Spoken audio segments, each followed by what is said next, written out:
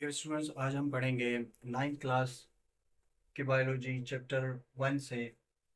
Topic का नाम है contribution of Muslim scientist in the field of biology. Biology के फील्ड में, बायोलॉजी में मुस्लिम साइंटिस्ट, जो सब मुस्लिम साइंसदान थे, उनकी कंट्रीब्यूशन कौन कौन से थे और वो कौन कौन से मुस्लिम साइंसदान थे जिन्होंने बायोलॉजी में अपने मुख्तलिफ किस्म के कंट्रीब्यूशंस किए थे। तो सबसे पहले है जाबर बिन हयान। जाबर बिन हयान एक मुस्लिम साइंटिस्ट थे जिनका दौरानिया 721 से लेकर 815 एडी तक हुआ था। तो ये इस दौरानिये में आए थे और ये एक ईरानियन मुस्लिम साइंटिस्ट थे, यानी इनका ताल्लुक ईरान से था। ईरान के मुस्लिम साइंटिस्ट थे जाबिर बिन हयान, और इन्होंने मुख्तलिफ किस्म के बुक्स लिखे थे। किसके ऊपर? एनिमल्स, जानवरों के ऊपर, और प्लांट्स, पौधों के ऊपर। इन किताबों में, इन बुक्स में एक बुक है जो कि बहुत फेमस हुई है, वो है अल नबातात।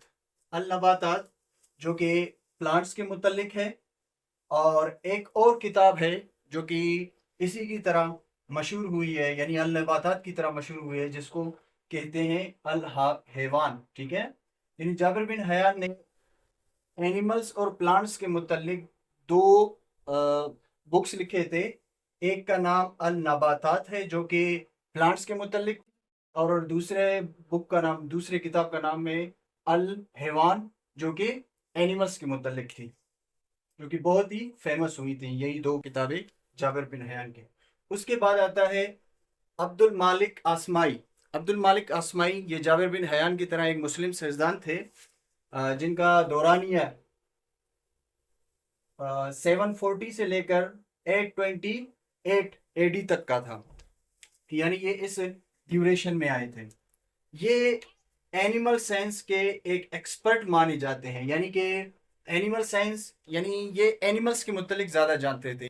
इनको एनिमल्स के मुतल्लिक ज़्यादा इल्म था, जिसको हम जोलॉजिस्ट भी कह सकते हैं। यानी कि जोलॉजी बायोलॉजी की ऐसी ब्रांच है जिसमें हम सिर्फ एनिमल्स के मुतल्लिक पढ़ते हैं, और ऐसा इंसान जो एनिमल्स के मुतल्लिक महारत रखता हो, उनकी इल्म की, उनकी नॉलेज के मुतल्लिक महारत रखता हो, तो उसे हम जोलॉजिस्ट कहते हैं। तो अब्दुल मालिक आसमाई एक किस्म के जोलॉजिस्ट थे, यानी इनके पास एनिमल साइंस का इल्म हुआ करता था, और इन्होंने भी बहुत सी किताबें लिखी एनिमल्स के मुतल्लिक, जिनमें अल खैल जो कि घोड़ों के मुतल्लिक थी।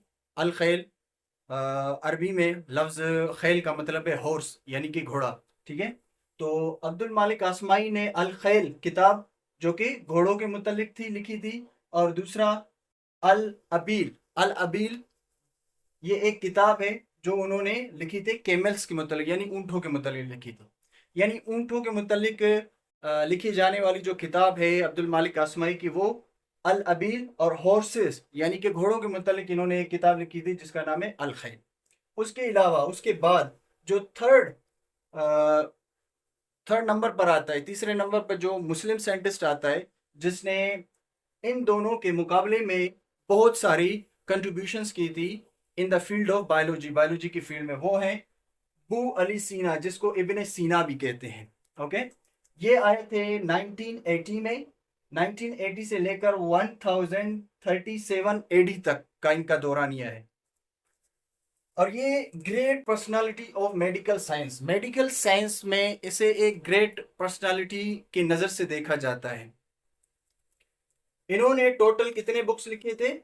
99 बुक्स लिखे थे, यानी 99 बुक्स लिखे थे, जिनमें से 16 बुक्स यानी 16 बुक्स सिर्फ और सिर्फ किसके मुतल्लिक थी? मेडिसिन्स, अद्वियात के मुतल्लिक थी। यानी मेडिसिन्स के मुतल्लिक इन्होंने 16 अपने दौरे ज़िंदगी में, बू अली सीना जिसे हम इब्ने सीना भी कहते हैं, इन्होंने टोटल 99 बुक्स लिखे थे, जिनमें से 16 किताबें सिर्फ और सिर्फ मेडिसिन्स, अद्वियात, दवाइयों के मुतल्लिक थी। इनमें दो किताबें बड़ी मशहूर हुई, अल कानून और दूसरी अल शिफा, जो उन्होंने मतलब कि ह्यूमन और मेडिकल साइंस के मतलब लिखी थी। ये दो किताबें अल कानून और अल शिफा, ये दोनों किताबें 800 साल तक यूरोप के मुख्तलिफ यूनिवर्सिटीज़ में पढ़ाई गई। यानी कि बू अली सीना, इब्ने सीना ने दो बड़ी किताबें लिखी हैं, अल कानून, अल शिफा, जो कि 800 सालों तक यूरोप के یونیورسٹی میں ان کا مطالعہ کرایا گیا، یعنی ان کو پڑھایا گیا، ان دونوں کتابوں کو مطلب کہ سلیبس کے طور پر پڑھایا گیا۔ اسی بنا پر بو علی سینا کو فاؤنڈر آف میڈیسن کا لقب بھی دیا گیا، یعنی انہیں فاؤنڈر آف میڈیسن بھی کہا جاتا ہے۔ یعنی ادویات اور میڈیکل سائنس میں ان کی بہت ساری کنٹریبیوشنز تھی بو علی سینا ابن سینا کی۔ اور اس کے اوپر ایک ترکش سیریز بھی بنائی گئی ہے، یہ میری طرف سے آپ لوگوں کو ریکمینڈ ہے کہ آپ اس سیریز کو دیکھیں، جو کہ فی الحال تو اس کے ایک سیزن آیا ہوا ہے ترکش، بو علی سینا یا ابن سینا کے نام سے ہے، ترکش ہے، سب ٹائٹل میں بھی موجود ہے، اور ڈبنگ میں، اردو ڈبنگ میں بھی یہ اویلیبل ہے نیٹ پہ، آپ وہاں سے اسے دیکھ سکتے ہیں۔